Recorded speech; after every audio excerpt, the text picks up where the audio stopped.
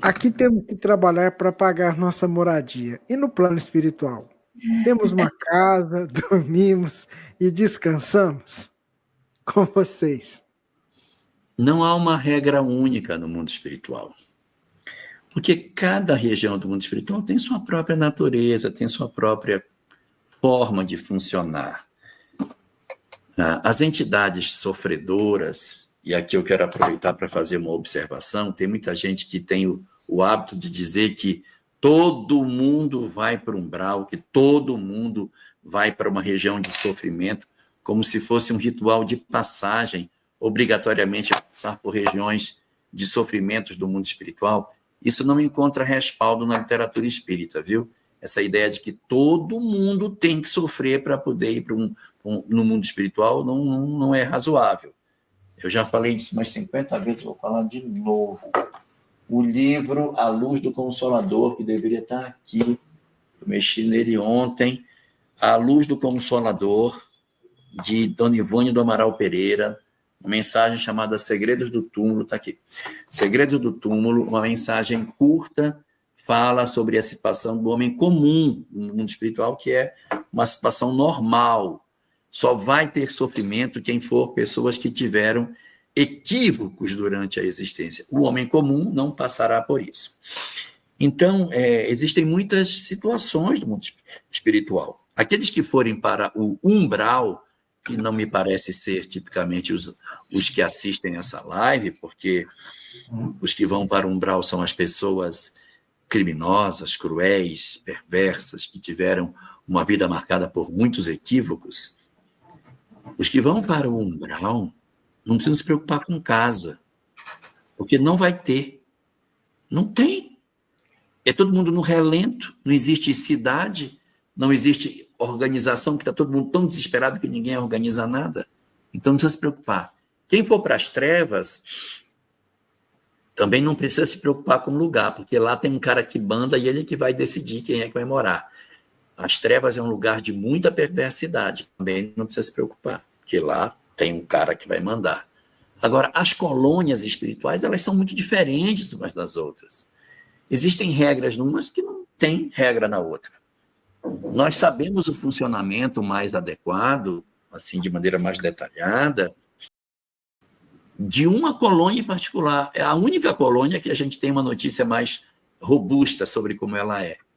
Mas ela é uma só, é uma colônia que está em cima do Rio de Janeiro, em cima de Uberlândia, deve ter sei lá quantas, em cima de Curitiba tem mais um monte, em cima de Porto Velho deve ter outra, eu até arrisco o nome, deve ser Porto Novo, né? Porque a cidade é Porto Velho, deve ser Porto Novo. Como é o nome? Forte do Rei, Forte do Rei. Forte Por causa do Rei. Forte, nós temos o Forte Príncipe da Beira, lá em Rondônia, e a colônia espiritual é o Forte do Rei, que é Jesus. O Forte do Rei Jesus. Essa é a colônia. Então, pronto, lá no Forte do Rei, essa é boa. As colônias, elas têm funcionamento diferente, regras diferentes. Então, em nosso lar, existe lá uma regra, mas a gente pode dizer, lá no mundo espiritual é desse jeito. Cara, cada colônia é uma colônia. Em nosso lar, que é uma realidade, mas não dá para a gente generalizar, o sujeito vai trabalhando e vai juntando como se fosse horas de trabalho. Depois que ele tiver aproximadamente 30 mil horas de trabalho, ele tem direito a uma casa.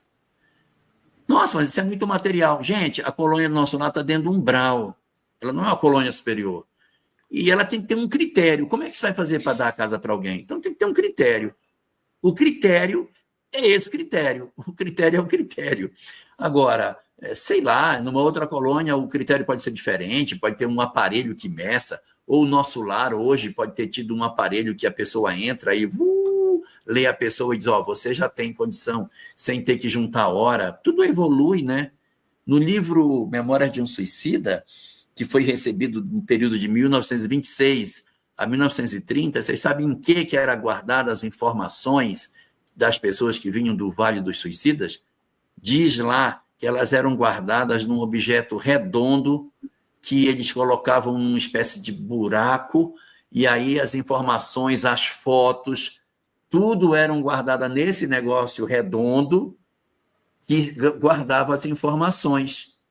Que negócio redondo é esse? Só faltou dizer que tinha um buraquinho, que tinha um buraquinho no meio. Só faltou dizer isso. E olha só que louco isso. Certamente, hoje lá na colônia já não é mais, porque isso é de 1930, né? Então já não é mais. Já deve ser lá algum outro recurso, não sei qual.